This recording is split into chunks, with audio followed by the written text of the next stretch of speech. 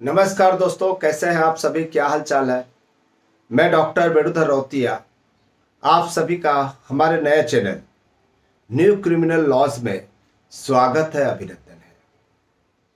दोस्तों, मेरे मन में एक प्रश्न है जो हमेशा ये पूछा जाएगा हर इंटरव्यू में और हर डिस्कशन में। ठीक है, याद रखिएगा, आप लॉ से संबंधित जो कोई भी इंटरव्यू देंगे, यहां से एक प्रश्न जरूर पूछा जाएगा और हमारे मन में ये जिज्ञासा होनी भी चाहिए, ये प्रश्न उठना भी चाहिए कि सबसे पहली बात यहां पर मेरा प्रश्न है, एक यहां पर आईपीसी थी और यहां पर नया कानून बना बीएनएस। ठीक है, ये 1860 की है और ये जो है 2023 है। तो ये आईपीसी जो बना था उसका उद्देश्य क्या था और बीएनएस जो बना है उसका उद्देश्य क्या है? ठीक है, इसके कई उत्तर हो सकते हैं। देखिए, अब हम सबसे पहले ये आईपीसी की बात करते हैं, इंडियन पेनल कोड 1860 की बात करते हैं। 1860 में भारत में ब्रिटिश गवर्नमेंट थी, आप सबको पता है, ब्रिटिश गवर्नमेंट, जिसको हम लोग ब्रिटिश इंडिया के नाम से जानते हैं। ठीक है, इस समय इसको जो है ब्रिटिश इंडिया कहा जाता था।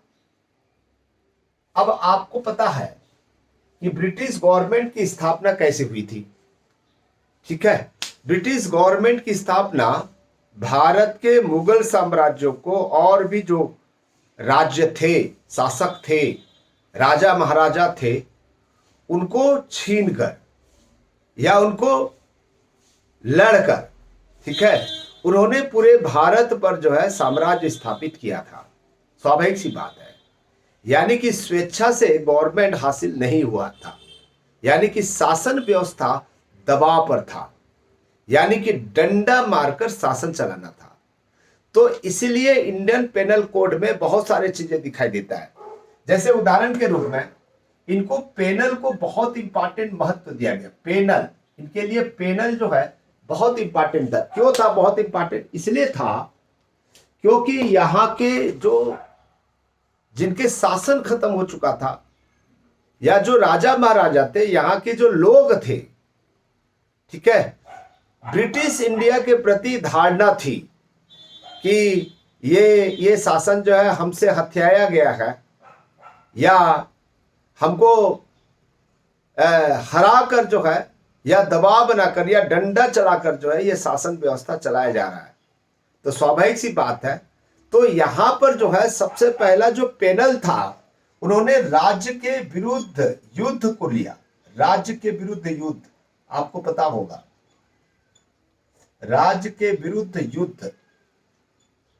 ठीक है, जो सेक्शन आप देख रहे होंगे 121 से 124A तक जो है ये राज्य के विरुद्ध युद्ध, क्योंकि 1857 में अंग्रेजों के विरुद्ध, ठीक है, या अंग्रेजों को भारत से खदेड़ने का प्रयास किया गया था, युद्ध छेड़ दिया गया था। यहाँ के लोगों ने जो है, यहाँ के जो आजादी के लड़ाई में शहीद हुए, उनका मुख्य उद्देश्य था कि हम ब्रिटिश इंडिया यानी कि अंग्रेजों को यहां से भगा के रहेंगे। तो इसलिए देखिएगा 1860 में स्पष्ट दिखाई देता है, उनको डर था कि राज्य के विरुद्ध युद्ध हो सकता है। तो इसलिए सबसे पहला उन्होंने अपराध को अपने इंडियन पेनल कोड में शामिल किया। फिर उसके बाद में बल का प्रयोग हो रहा था, आपको पता है बल का प्रयोग हो रहा था कि नहीं हो रहा था? 141, ठीक है, 142, 149, 150, 151, ये आपको धारा पता है आईपीसी का।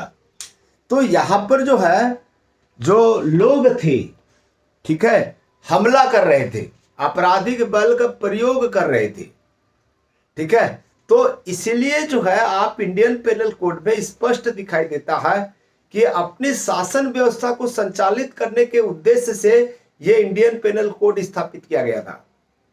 ठीक है, यहाँ के लोगों को पनिश करने के उद्देश्य से यदि ब्रिटिश इंडिया या ब्रिटिश गवर्नमेंट के जो भी खिलाफ में काम करेगा उनको हम बंदी बनाएंगे, उनको हम सजा देंगे, उनको हम फांसी की सजा देंगे, उनको हम दंड देंगे, इस उद्देश्य से इंडियन पेनल कोड स्थापित हुआ था। इसीलिए इसी भावना को ध्यान में रखते हुए ये जो भारतीय न्याय संहिता है इसकी उत्पत्ति की गई है। ये सबसे पहली बात आपको दिमाग में बिठा लेना है। जैसे शासन होगा वैसे ही उनका कानून होगा। शासन की सोच के ऊपर निर्भर करता है कोई भी कानून जो है, इस बात को हमेशा ध्यान रखिएगा। इसको आप अच्छे ढंग से बता सकते हो। यानी कि इंडियन पेनल कोड ये जो शब्द आया है, ठीक है, शब्द से हम देखते हैं ये पेनल कोड है, पेनल कोड, ठीक है, पेनल कोड है और ये जो है न्याय संहिता है। न्याय संहिता देखिएगा, अभी किसी के दबाव में हम नहीं है। पहले अपराधियों को दंड देना है, एक्यूज्ड को दंड देना इसका मुख्य उद्देश्य था, ठीक है, दंड प्रदान करना। और अभी जो है पीड़ित पक्षकार को न्याय देना इनका मुख्य उद्देश्य है, न्याय देना। यानी कि एक प्रकार के एथिक्स है, कानून में भी एक एथिक्स होता है, एथिक्स, ठीक है, यानी कि नैतिकता होती है, नैतिकता। ये नैतिकता है एक्यूज्ड को दंड देना। एक्यूज्ड कौन? इंडियन, इंडियन थे ना भाई। यहां जो रहेगा सबसे ज्यादा संख्या, जनसंख्या किसकी थी? इंडियंस की थी। इंडियन एक्यूज थे, इसको दंड देना था। और यहां पर हम कर रहे हैं न्याय संहिता में पीड़ित पक्षकार को न्याय प्रदान करना इनका मुख्य उद्देश्य है, इसीलिए नामकरण हुआ है। सबसे पहली बात तो इसको ठीक से समझिएगा। अब देखिएगा, दोनों की तुलना करेंगे तो आपको स्पष्ट समझ में आएगा। अब यहां पर जो है ये जो बीएनएस है, ठीक है, बीएनएस में जैसे चैप्टर 1 है, चैप्टर 1, चैप्टर 1 को कोई छेड़खानी नहीं करेगा। प्रीलिमिनरी जो है, ठीक है, प्रीलिमिनरी यानी कि आरंभ या प्रारंभ, इसको कोई नहीं छेड़ेगा चैप्टर 1 में, ठीक है। या परिभाषा है, परिभाषा तो रहेगा, ठीक है, परिभाषा तो रहेगा, ठीक है। एक्सप्लेनेशन, ठीक है, एक्सप्लेनेशन ये तो रहेगा ही।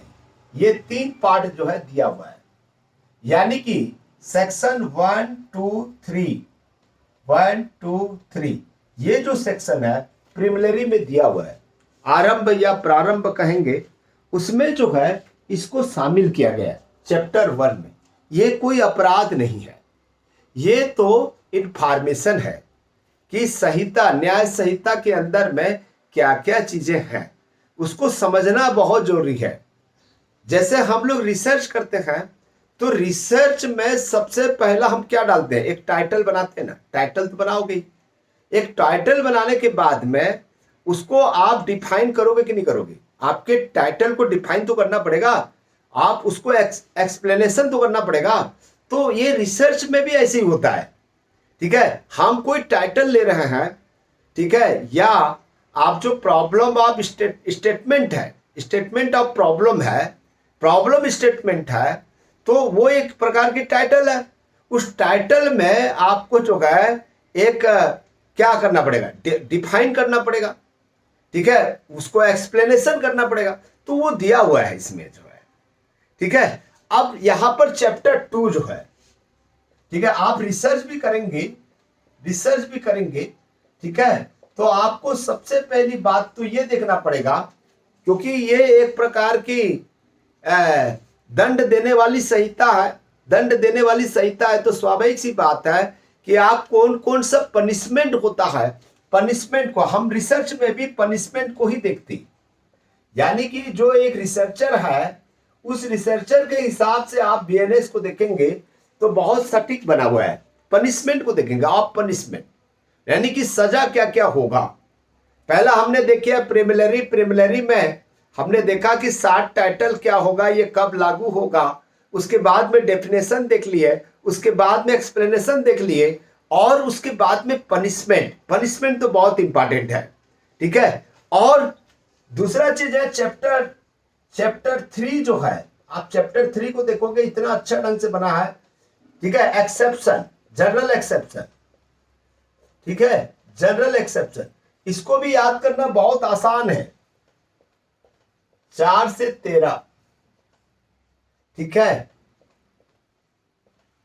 4 से 13 है। यहां पर जो है 5 से 33 इस तरह से दिया हुआ है। यहां पर आप देखेंगे 4 से 13, ठीक है, 14 से 44, ये 14 आएगा ना, 14 से 44, 14 से 44, ये इस तरह से आपका जो है बन रहा है। शायद दिखाई नहीं दे रहा होगा आपको, ठीक है, मैं ऊपर में लिख देता हूं कैसे नामकरण हुआ है। और सेक्शन भी बड़ा सटीक ढंग से याद करने योग्य है। मैंने कहा कि चैप्टर 2 जो है, चैप्टर 2, ठीक है, क्योंकि चैप्टर बहुत पूछेगा भाई, याद रखिएगा, हर एग्जामिनेशन में चैप्टर ही पूछेगा, ठीक है। चैप्टर 2 में ऑफ पनिशमेंट है, पनिशमेंट, क्योंकि 3 खत्म हो गया, 4 से 13 सेक्शन जो है, 4 से 13, ठीक है। और चैप्टर 3 जो है, चैप्टर 3 14 से 44, ठीक है, 14 से 44, 14 44, देखो कितना बढ़िया बन रहा है। 4 13, 4 13, ये 1 से 3, ठीक है। पहला वाला कितना था, 1 से 3, ठीक है, 3 13 44, 3 ये 13 है, देख लीजिएगा, ये 1 से 3 13 ले आया, ठीक है, 13 ले आया। ये 4 है, ये 4 है, ये देखिएगा, ये 4 ये 4 है, 44 हो गया। तो ये चैप्टर 3 में जो है जनरल एक्सेप्शन को दिखाया है, जनरल एक्सेप्शन।